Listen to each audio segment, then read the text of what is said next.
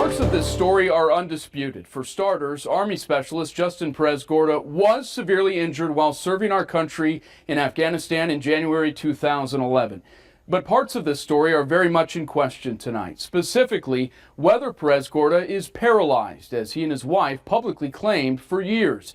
I've seen him with my own eyes, and that claim is not true. This was former Army Specialist Justin Perez-Gorda 1 month ago, unloading long pieces of lumber inside the garage of his Dripping Springs home.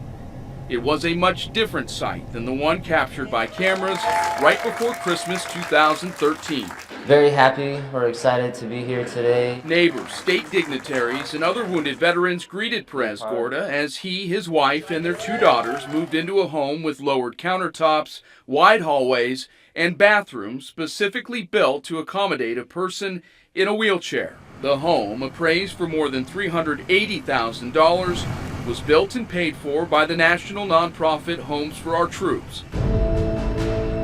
This YouTube video was shot by Homes for Our Troops before it awarded the house to Perez-Gorda and his wife. Executive Director Bill Ivey called it a video interview of sorts, later used to raise money to fund the new home.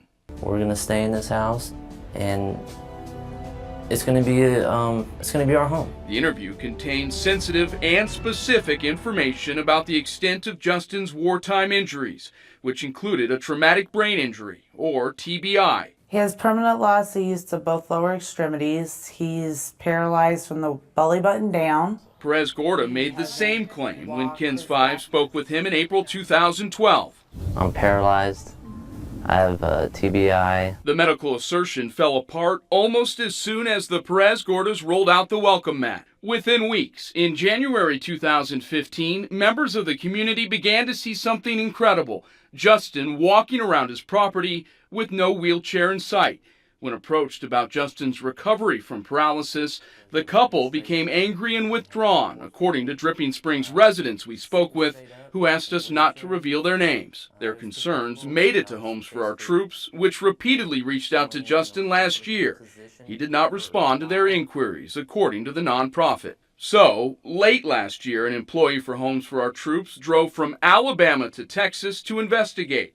According to the organization, Justin refused to come out of a back bedroom. The employee talked to Justin's wife for 45 minutes, but left town without any answers. We hear that phrase a lot, permanently paralyzed, or paralyzed from the belly button down or the waist down. Is that phrase used too much? It is. Dr. Jesse Neely, formerly of Brooke Army Medical Center's Warrior Clinic, is now the medical director of Reeves Rehabilitation Center at University Hospital.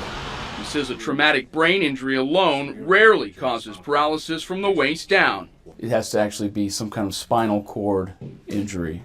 Correct. My rehab. So what were Perez-Gorda's injuries? He qualified for the home after completing the U.S. Department of Veterans Affairs grant process for specially adapted housing and passing a background check.